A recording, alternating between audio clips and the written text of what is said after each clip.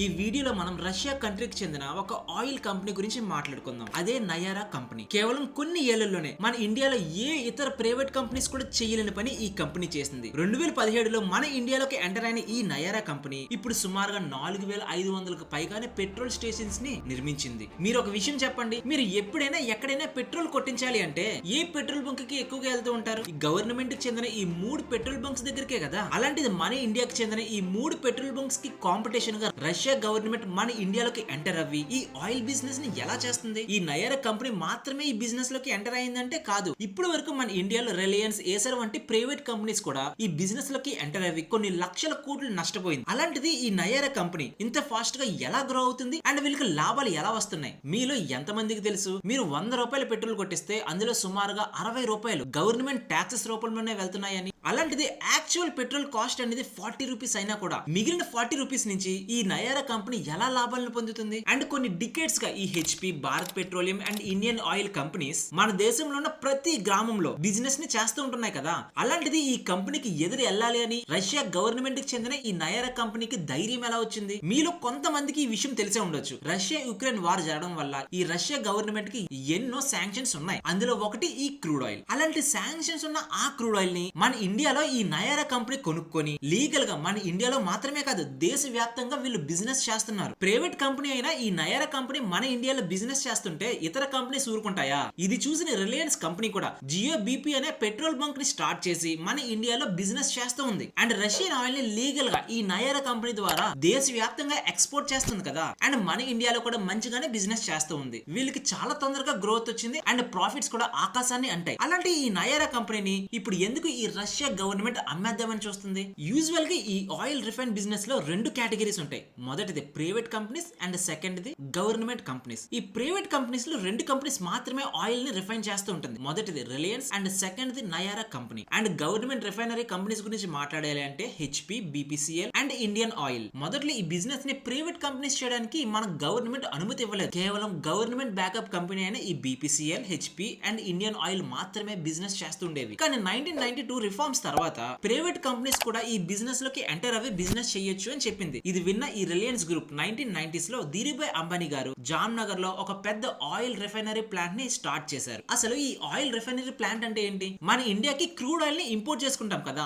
ఆ crude oil నుంచి different oils అనేవి సాగ్రిగేట్ చేయడాన్ని ఈ ఆయిల్ రిఫైనరీ ప్లాంట్ అని అంటారు. ఈ ఇమేజ్ లో మీరు క్లియర్ గా గమనిస్తే ఒక్క క్రూడ్ ఆయిల్ లోనే ఎన్ని ఆయిల్స్ ని సాగ్రిగేట్ చేస్తారో మీకు క్లియర్ గా అర్థమవుతుంది కదా. ఇందులో షిప్స్ కి, ఇండస్ట్రీస్ కి కిరోసిన్, డీజిల్, జెట్ ఫ్యూయల్, మనం డైలీ యూజ్ చేసే పెట్రోల్ అండ్ కొన్ని ఎల్పిజి గ్యాసెస్ అండ్ ఆఖరికి మనం రోడ్డు వేయడానికి తార్ ని యూజ్ చేస్తాం కదా. ఆ ఎలిమెంట్స్ కూడా ఈ క్రూడ్ ఆయిల్ లో ఉంటుంది. వీటన్నిటిని రిఫైన్ చేసే ప్లేస్ నే ఈ ఆయిల్ రిఫైనరీ ప్లాంట్ అని అంటాం. 1990s లో ధీరుభాయ్ అంబానీ గారు ఈ world class oil refinery plant ని స్టార్ట్ చేశారు. సేమ్ ఈ రిలయన్స్ కంపెనీ లాగే 2008 లో ఏసర్ అనే కంపెనీ కూడా ఒక oil refinery plant jam Nagar దగ్గరలోనే స్టార్ట్ చేసింది. సేమ్ ఈ ఏసర్ కంపెనీ కూడా క్రూడ్ ఆయిల్ ని ఇతర దేశాల నుంచి ఇంపోర్ట్ చేసుకొని వాళ్ళ దగ్గర ఉన్న క్రూడ్ ఆయిల్ ని ఈ ఇమేజ్ లో చూపిస్తున్నట్టు సాగ్రిగేట్ చేసి ఆ ప్రొడక్ట్స్ ని అమ్ముతూ ఉంటారు. నేను ప్రీవియస్ గానే చెప్పా, మన ఇండియాలో ఈ రిఫైన్ పెట్రోల్ బిజినెస్ ఏదైతే ఉందో దానిని కేవలం గవర్నమెంట్ కంపెనీస్ మాత్రమే బిజినెస్ చేయాలి అని చెప్పాను కదా. మరి అలాంటిది ఈ రిలయన్స్ అండ్ ఏసర్ ఈ ఆయిల్స్ ని రిఫైన్ చేసి ఎవరికి అమ్ముతుంది? మనకైతే అమ్మలేదు కదా. అందుకే వీళ్ళు రిఫైన్ చేసిన మెజారిటీ ఆఫ్ ప్రొడక్ట్స్ అనేవి కేవలం ఇతర దేశాలకు మాత్రమే అమ్ముతారు. సో ఇలా 2008 నుంచి 2017 వరకు ఈ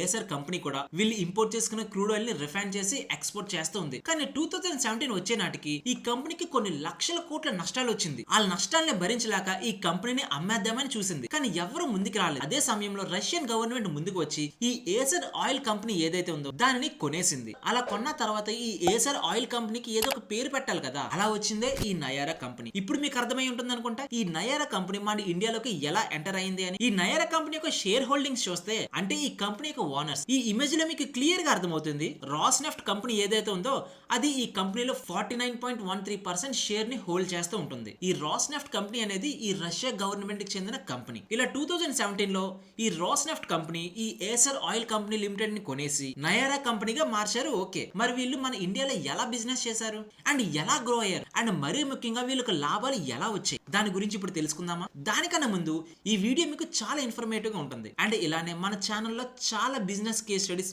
మీకు అర్థమయ్యే విధంగా ఎక్స్ప్లెయిన్ చేశాను. ఈ వీడియోస్ చూసాక మీకు ఏ మాత్రం ఇన్ఫర్మేటివ్ గా అనిపించినా మన వీడియోని ఒక్క లైక్ చేయొచ్చు కదా. ఇలా ఈ వీడియోని లైక్ చేయడం వల్ల మీకు మీకు అర్థమయ్యే విధంగా ఎక్స్ప్లెయిన్ చేస్తున్న మాకు చాలా ఎంకరేజ్మెంట్ గా ఉంటుంది.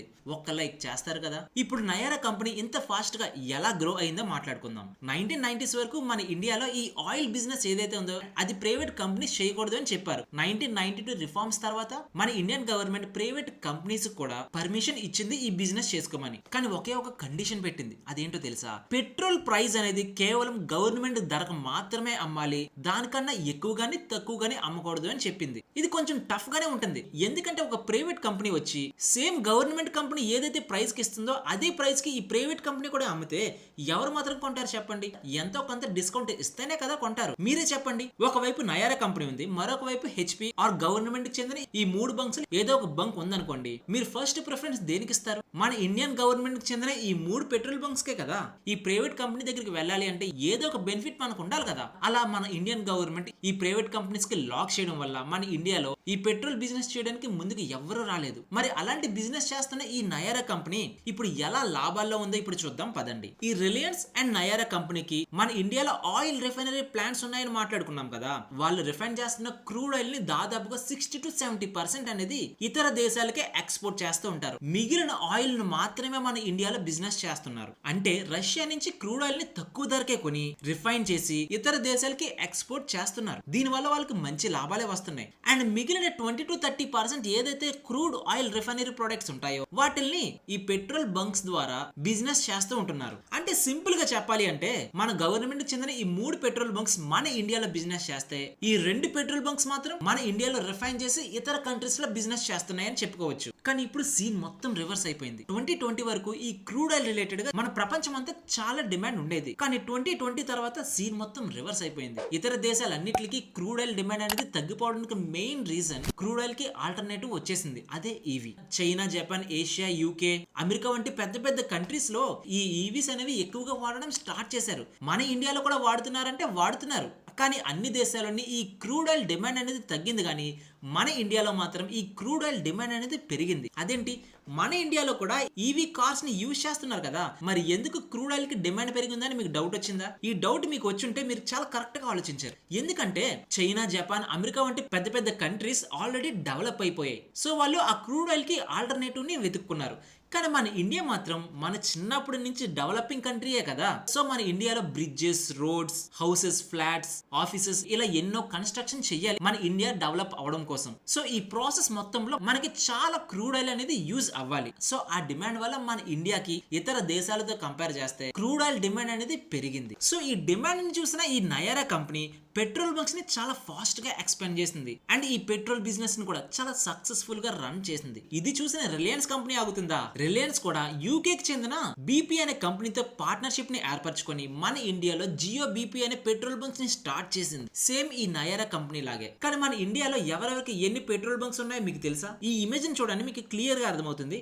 ఇండియన్ ఆయిల్ కి 40,000 ప్లస్ పెట్రోల్ బంక్స్ ఉంటే బీపీసీఎల్ కి 21,140 పెట్రోల్ బంక్స్ ఉన్నాయి. అండ్ హెచ్పీకి 20,000 పైగానే ఉన్నాయి. కానీ నిన్న మొన్న స్టార్ట్ అయిన ఈ నయారాకి మాత్రం 6,600 కంటే ఎక్కువగానే పెట్రోల్ బంక్స్ ఉన్నాయి. అండ్ వీళ్ళ టార్గెట్ నెక్స్ట్ 1 year లో మరొక 400 పెట్రోల్ బంక్స్ స్టార్ట్ చేయాలి అని. అండ్ నయారా స్టార్ట్ అయిన కొన్ని ఇయర్స్ తర్వాత ఏదైతే ఈ రిలయన్స్ స్టార్ట్ చేసిందో ఈ జియో బీపీ బంక్స్ కి వాళ్ళకి 460 పెట్రోల్ బంక్స్ ఉన్నాయి. కానీ ఈ ప్రైవేట్ కంపెనీకి ఇన్ని పెట్రోల్ బంక్స్ ఉన్నా కూడా కేవలం ఈ 3 పెట్రోల్ బంక్సే మన ఇండియాలో 60% మార్కెట్ షేర్ ని గెయిన్ చేసింది. మిగిలిన 10% మాత్రమే ఈ ప్రైవేట్ కంపెనీస్ కి ఉన్నాయి. దీనితో పాటు మీకు మరొక డౌట్ రావచ్చు, Jio company already petroleum business లోనే చేస్తుంది కదా, మరి ఎందుకు యూకేకి చెందిన ఈ బీపీ కంపెనీతో పార్ట్నర్షిప్ ఏర్పరచుకొని పెట్రోల్ బంక్స్ ని స్టార్ట్ చేసింది? వాళ్ళ దగ్గర డబ్బులేమి లేవా అంటే మీరు చూస్తూనే ఉన్నారు రిలయన్స్ ఏ సెగ్మెంట్ లో ఏ బిజినెస్ చేస్తుందో అని. మరి అలాంటిది ఈ పార్ట్నర్షిప్ ఎందుకు పెట్టుకుంది?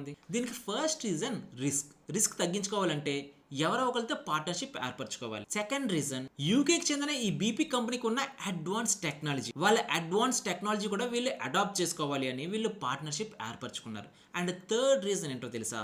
ఈ పార్ట్నర్షిప్ తో ఆల్రెడీ ఈ బిజినెస్ లో వీళ్ళు వెనకబడి ఉన్నారు. సో వీళ్ళు ఫాస్ట్ గా ఎక్స్పాండ్ అవ్వాలి అంటే ఇతర కంపెనీతో పార్ట్నర్షిప్ ఏర్పరచుకుంటేనే ఫాస్ట్ గా ఎక్స్పాండ్ అవుతారని ఈ రిలయన్స్ కంపెనీ బీపీ అనే కంపెనీతో పార్ట్నర్షిప్ ఏర్పరచుకుంది. ఇప్పుడు అర్థమైందా ఈ జియో కంపెనీ ఎందుకు యూకేకి చెందిన ఈ బీపీ కంపెనీతో పార్ట్నర్షిప్ ఏర్పరచుకుందా అని. వీళ్ళ మార్కెట్ షేర్ ని ఒక్కసారి గమనిస్తే ఇండియన్ ఆయిల్ కి 50%, హెచ్పీకి 19% అండ్ బీపీసీఎల్ కి 18% మార్కెట్ షేర్ ఉంది. కానీ ఈ నయారాకి 8.9 అండ్ రిలయన్స్ కి 1.9 అండ్ ఇతర పెట్రోల్ బంక్స్ ఏవైతే ఉన్నాయో వాటికి 0.4% మాత్రమే మార్కెట్ షేర్ ఉంది. అంటే సుమారుగా 90% ఆఫ్ మార్కెట్ షేర్ అనేది ఈ మూడు కంపెనీస్ కే ఉంటే మిగిలిన 10% మాత్రమే మార్కెట్ షేర్ ఈ ప్రైవేట్ కంపెనీస్ ఉన్నాయి. మరి ఈ 10% మార్కెట్ షేర్ అంటే తక్కువే కదా. మరి అలాంటిది ఈ కంపెనీస్ ఎందుకు బిజినెస్ చేస్తున్నాయి? 2 years బ్యాక్ ఈ కంపెనీస్ కి ఆ మార్కెట్ షేర్ కూడా ఉండేది కాదు. కేవలం 5.2% మాత్రమే మార్కెట్ షేర్ ఉండేది. అలాంటిది 2 years లోనే మరొక 5% మార్కెట్ షేర్ ని గెయిన్ చేసుకుంది కదా. ఫ్యూచర్ లో ఇంకెంత గెయిన్ చేసుకోవచ్చు? స్కోప్ ఉన్నట్టే కదా. ఎవ్రీ ఇయర్ వీళ్ళ బిజినెస్ పెరుగుతుందంటే ఎవరు మాత్రం ఆగుతారు చెప్పండి. సో అందుకే ఈ నయారా అండ్ రిలయన్స్ వీళ్ళ బిజినెస్ ని కంటిన్యూ చేస్తున్నారు. ఓకే బాగానే ఉంది, వీళ్ళు బిజినెస్ లోకి ఎంటర్ అయ్యారు, మంచిగానే గ్రో అయ్యారు అండ్ వీళ్ళ ప్రాఫిట్స్ కూడా ఆకాశాన్ని అంటున్నాయి కదా. మరి ఎందుకు ఈ నయారా కంపెనీని రష్యా గవర్నమెంట్ అమ్మేద్దామని చూస్తుంది? దానిని తెలుసుకొని ఈ వీడియోని క్లోజ్ చేద్దాం. ఎవరైనా ఏదైనా బిజినెస్ అమ్మాలి అనుకోండి, కేవలం నష్టాల్లో ఉంటేనే మాత్రమే అమ్ముతారు కదా. మరి అలాంటిది ఇన్ని వేల కోట్లు లాభాలు వస్తున్న ఈ నయారా కంపెనీని అమ్మడానికి ఒక మెయిన్ రీజన్ ఉంది. అదే ఉక్రెయిన్ రష్యా వార్. మనందరికీ తెలుసు రష్యాకి ప్రపంచ వ్యాప్తంగా ఎన్నో శాంక్షన్స్ ఉన్నాయి. సో ఆ శాంక్షన్స్ అన్నిటికి వీళ్ళు సర్వైవ్ అవ్వాలంటే వీళ్ళకి మనీ కావాలి. ఈ నయారా కంపెనీ నుంచి వాళ్ళకి ప్రాఫిట్స్ వస్తున్నాయి కదా, వాటిని వాళ్ళు తీసుకోవచ్చు కదా అంటే అలా అవ్వదు. ఎందుకంటే ఏదైనా కంపెనీ మన ఇండియాలోకి ఎంటర్ అవ్వి బిజినెస్ చేస్తుంది అనుకోండి, ఆ ప్రాఫిట్స్ ని వాళ్ళ కంట్రీకి సెండ్ చేయాలి అంటే చాలా టఫ్ సిచ్యువేషన్స్ ఉంటాయి. మరీ ముఖ్యంగా వీళ్ళకి చాలా శాంక్షన్స్ ఉన్నాయి కాబట్టి వీళ్ళు ఆ మనీని వాళ్ళ దేశానికి తీసుకువెళ్ళాలి అంటే చాలా కష్టం. ఇన్ఫాక్ట్ వాళ్ళకి లాభాలు వస్తున్నాయి అండ్ వాళ్ళు పెట్టుబడి చేసిన పెట్టుబడికి కూడా వాళ్ళకి మంచి ప్రాఫిట్స్ వస్తున్నాయి. కానీ ఆ డబ్బుల్ని వాళ్ళు వెనక్కి తీసుకోలేకపోవడం వల్ల ఈ కంపెనీని ఎలాగైనా అమ్మేసి వచ్చిన మనీని వెనక్కి తీసుకువెళ్దామని ఆలోచిస్తున్నారు. కరెక్టే కదా. ఎవరైనా ఏదైనా బిజినెస్ చేస్తున్నారంటే డబ్బుల కోసమే కదా. డబ్బులు పెరిగినా కూడా వాళ్ళకి ఆ డబ్బులు తిరిగి రావట్లేదంటే ఎవరు మాత్రం ఆగుతారు చెప్పండి. అండ్ వాళ్ళ శాంక్షన్స్ వల్ల వాళ్ళు ఫైనాన్షియల్ గా కొన్ని క్రైసిస్ ని కూడా ఫేస్ చేస్తున్నారు. సో అందుకు ఈ నయారా కంపెనీ లాభాల్లో ఉన్నా కూడా రష్యన్ గవర్నమెంట్ దీనిని అమ్మేద్దామని చూస్తుంది. ఈ కంపెనీని కొనడానికి అదాని, రిలయన్స్ వంటి పెద్ద పెద్ద కంపెనీస్ ముందుకు వచ్చాయి. కానీ అదాని కంపెనీ వాళ్ళ వాల్యుయేషన్ ఎక్కువ ఉందని, ఫ్యూచర్ లో ఈ బిజినెస్ ఎలా గ్రో అవుతుందో అని భయం వేసి వెనక్కి వెళ్ళింది. కానీ రిలయన్స్ మాత్రం స్టిల్ వాళ్ళతో డిస్కషన్ లో ఉంది. ఒకవేళ ఈ రిలయన్స్ ఈ నయారా కంపెనీని కూడా కొనేసింది అనుకోండి, మన ఇండియాలో జియో ఎలాగైతే ఈ టెలికాం సెగ్మెంట్ లో ఒక రెవల్యూషన్ తెచ్చిందో అలానే ఈ రిలయన్స్ కూడా ఈ పెట్రోల్ బంక్స్ లో ఒక రెవల్యూషన్ తెచ్చే అవకాశం కూడా ఉంటుంది. ఇయర్స్ నుంచి ఈ క్రూడ్ ఆయిల్ ని ఎక్స్పోర్ట్ చేస్తున్న ఈ రిలయన్స్ కంపెనీ ఇప్పుడు నయారా కంపెనీని కొంటుందా? మీరేమనుకుంటున్నారు? కామెంట్ సెక్షన్ లో కామెంట్ చేయండి. ఇది ఫ్రెండ్స్ మన వీడియో కానీ మీకు నచ్చినట్లయితే మన వీడియోని లైక్ చేసి మన ఛానల్ ని సబ్స్క్రైబ్ చేయడం మర్చిపోకండి. నెక్స్ట్ ఏ వీడియో తెలుసుకోవాలనుకుంటున్నారు? కామెంట్ సెక్షన్ లో కామెంట్ చేయండి.